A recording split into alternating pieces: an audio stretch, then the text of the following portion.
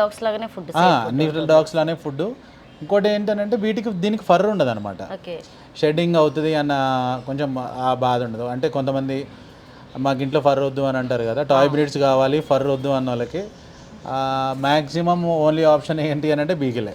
Okay. ఇది చాలా ఆడుతుంది అన్నట్టు అసలు చాలా బాగుంటుంది మేడం, చాలా బాగా ఆడుతుంది. సో ఇప్పుడు దీనికి 1 మంత్కి ఇంజెక్షన్స్ అయినా కూడా, సో టాబ్లెట్స్ అయినా ట్రీట్మెంట్ ఎలా తీసుకుంటాయి ఇవి? ఇప్పుడు ఎట్లా అంటే మేడం, ఎవ్రీ 15 డేస్కి ఒకసారి అప్ టు 4 months ఎవ్రీ 15 డేస్కి ఒకసారి డివార్మింగ్ చేయాలి. ఓకే, కంపల్సరీగా 25 days నుంచి 1 month వరకు వ్యాక్సినేషన్ చేయాలి. ఓకే. ఇప్పుడు నేను ఇచ్చే పప్పి ఏంటి అని అంటే, నేను ఇచ్చే పప్పి ఏ పప్పి అయినా వ్యాక్సినేషన్ రికార్డ్తో పాటే ఇస్తాను. ఓకే. కస్టమర్లు ఎవరైనా నన్ను వచ్చి అడగచ్చు.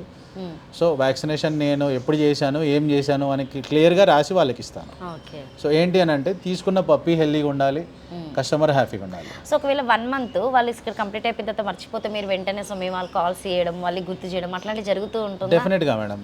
ఏంటి అని అంటే, మన దగ్గర వ్యాక్సినేషన్ రికార్డు ఉంది అని అంటే, మనం ఎట్లా అంటే, ఇప్పుడు పప్పి ఇస్తాం మనం, కస్టమర్కి డ్యూ డేట్ ఎప్పుడు వేయించుకోవాలో రాసిస్తాము.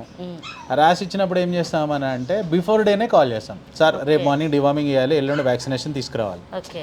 బిజీ షెడ్యూల్ ఏమవుతుందని అంటే, కొన్నిసార్లు మనం మర్చిపోతాం.